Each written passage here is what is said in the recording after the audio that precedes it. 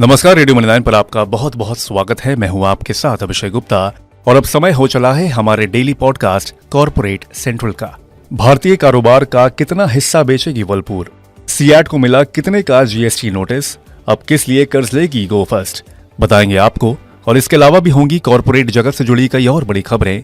तो चलिए शुरू करते हैं कॉर्पोरेट सेंट्रल। वर्लपूल कॉर्प ने गुरुवार को कहा कि वह अगले साल तक वर्लपूल ऑफ इंडिया की अपनी 24% तक की हिस्सेदारी बेच देगी। कंपनी कर्ज चुकाने के लिए यह हिस्सेदारी बेचेगी। टायर कंपनी सियाट को 1.98 करोड़ रुपए का जीएसटी डिमांड नोटिस मिला है। वडोदरा के सीजीएसटी और सेंट्रल एक्साइज के अतिरिक्त कमिश्नर ने यह नोटिस भेजा है। इसके अलावा कंपनी पर 18 लाख रुपए का जुर्माना भी लगाया गया है। कर्ज संकट में फंसी एयरलाइन कंपनी गो फर्स्ट के अलग अलग मामलों में फंसे अपने करीब 12,000 करोड़ रुपए की वसूली के लिए कर्ज लेगी। यानी कंपनी के पास केस लड़ने के पैसे नहीं हैं और वह इसके लिए बैंकों से अलग से कर्ज की मांग कर सकती है। रिपोर्ट के मुताबिक गो फर्स्ट की तरफ से प्लान सौंपे जाने के बाद बैंक उस पर जनवरी से पहले फैसले ले सकती है। एयरलाइन बीते मई से बंद पड़ी हुई है। टाटा कॉफी को वियतनाम स्थित पूर्ण स्वामित्व वाली सब्सिडियरी फर्म में 450 करोड़ रुपए के निवेश की बोर्ड से मंजूरी मिल गई है। इस रकम से Tata coffee Vietnam company 5,500 ton अतिरिक्त क्षमता की फ्रीज ड्राइड कॉफी फैसिलिटी स्थापित करेगी। ऑरबिंदो फार्मा की एक सब्सिडियरी को अमेरिकी हेल्थ रेगुलेटर यूएसएफडीए से अस्थमा की जेनेरिक दवाइयां बनाने और बेचने के लिए मंजूरी मिल गई है। बुडेसोनाइड इनहेलेशन सस्पेंशन नाम की यह दवा बच्चों में अस्थमा के इलाज के लिए काम आती है। सरकारी कंपनी आरईसी के बोर्ड ने वित्त वर्ष 2023-24 के दौरान बोराइंग बढ़ाकर 1.5 लाख करोड़ रुपए करने को मंजूरी दे दी है। पहले कंपनी की मौजूदा वित्त वर्ष में 1.2 लाख करोड़ रुपए जुटाने की योजना थी। Company bond, debenture, term loan आदि के जरिए यह रकम जुटाएगी। थाईलैंड की real estate company Magnolia quality development corporation Delhi NCR में लग्जरी हाउसिंग प्रोजेक्ट डेवलप करेगी। कंपनी की भारतीय शाखा एमक्यूडीसी इंडिया इसके लिए स्थानीय बिल्डर से साझेदारी करेगी। एमक्यूडीसी इंडिया के कंट्री डायरेक्टर ने बताया कि इसके लिए कंपनी ने कई साइट देखी हैं।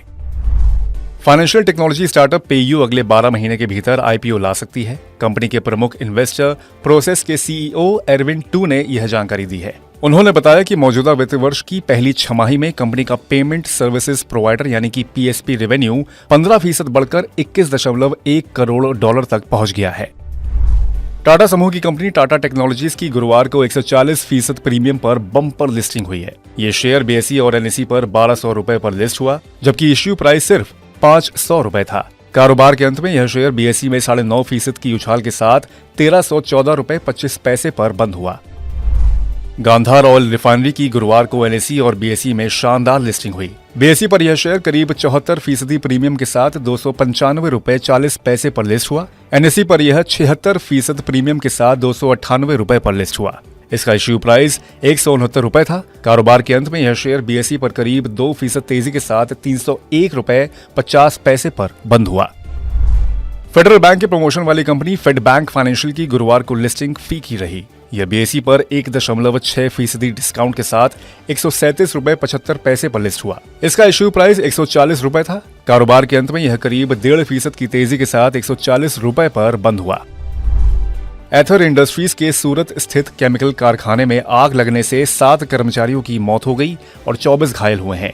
इसकी वजह से कंपनी के शेयर गुरुवार को करीब 6% टूटकर बीएसई पर 52 हफ्ते के निचले स्तर यानी कि 778 रुपए तक पहुंच गए।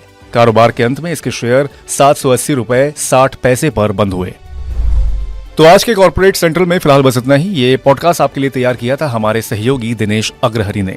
बाकी बिजनेस, पर्सनल फाइनेंस और कॉर्पोरेट जगत से जुड़ी और खबरों के लिए सुनते रहिए रेडियो मनी9 और डाउनलोड कर लीजिए हमारे मनी9 ऐप को। हमेशा की तरह मैं हूं आपके साथ अभिषेक गुप्ता। अभी लेता हूं विदा। धन्यवाद।